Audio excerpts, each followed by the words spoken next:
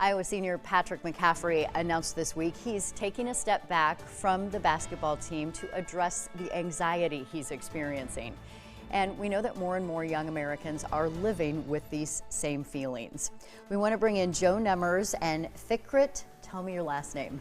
Dizdarovich. Okay, I'm glad I didn't try and pronounce that. Yeah, no worries. Both of you are licensed social workers, mental health therapists through Unity Point, so thank you for being with us to talk about this topic. Thank you. First, let's just talk about anxiety in young people. Are we seeing more incidents of this? Yeah, I think it's safe to say that there's certainly been an increase because if you really think about it, we live in a very vulnerable times right now with the war in Ukraine, new strain of COVID. We hear about shootings almost on a weekly basis. So yeah, I think the anxiety and the living with uncertainty creates a lot of additional people coming for help.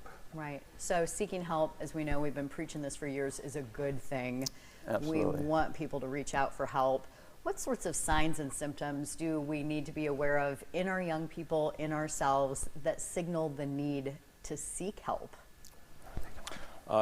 So with people who struggle with anxiety, they generally present symptoms related to like having this innate fear of performing a task or attending school. In the case of the football player, going to these football matches, the pressure of the crowd, the fans, the coaching staff. So there's this feeling of this expectation that you set for yourself. Based on the experiences you've had, and then also the belief you have in yourself. And that results in these sometimes physical symptoms, so shaking, heart racing, sweats, things like that. It generally is accompanied by intrusive thoughts, negative thoughts that you experience, things like, oh, is this gonna go well, is it not? Am I really prepared for these things? Ultimately, it's this concern of not meeting the expectations that are being set. And then there's also this feeling of as though you are going to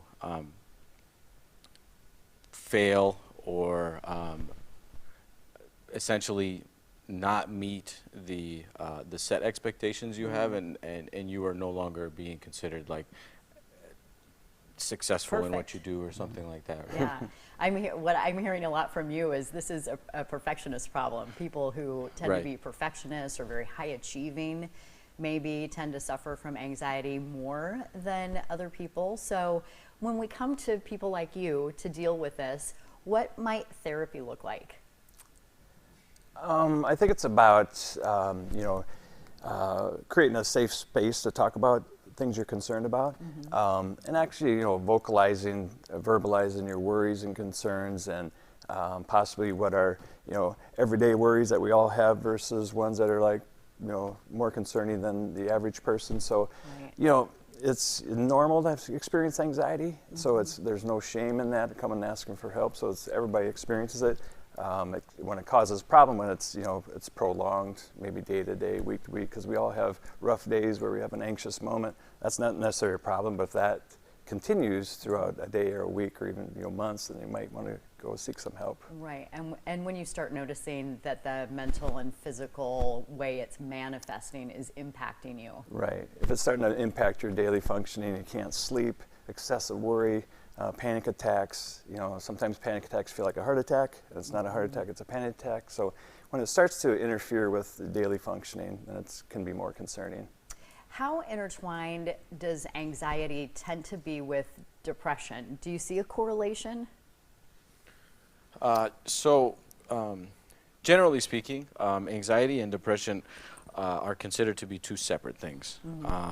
And they have their own set of symptoms. However, the feelings of panic, the feelings of failure, fears of failure, and symptoms that relate to that, generally, if you do not meet those expectations, you tend to question yourself. You experience guilt, shame, doubt, things like that. So the feelings of depression, those lower moods, the feeling that like you're not doing enough for yourself or other people, they generally can intertwine just because you set a high bar for yourself, and then if you don't meet that bar, obviously there's a lot of feelings of like inadequacy. Right, and it tends to cycle then. Right, exactly. Another reason to seek help. Gentlemen, thanks so much for your insight and advice. We appreciate it. Yeah, thank you. Thank you. And just know that there are so many resources here in Central Iowa. And like you said, we have so many wonderful mental health professionals Right. here. Absolutely. Okay, reach out. Janae